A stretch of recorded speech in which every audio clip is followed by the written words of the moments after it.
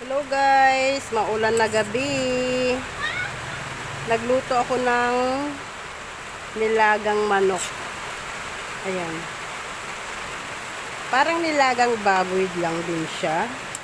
Kaya lang, manok yung nilagay ko. Ayan. Nilagyan ko ng patatas, sayote, ayan, saka Baguio beans, pechay at siling haba.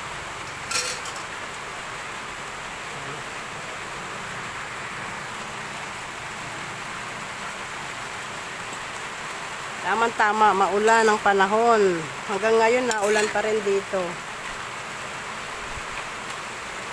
Ayan.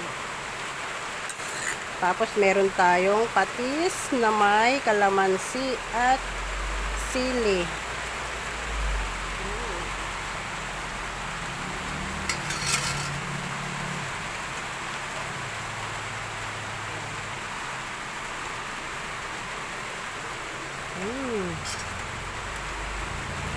Bango.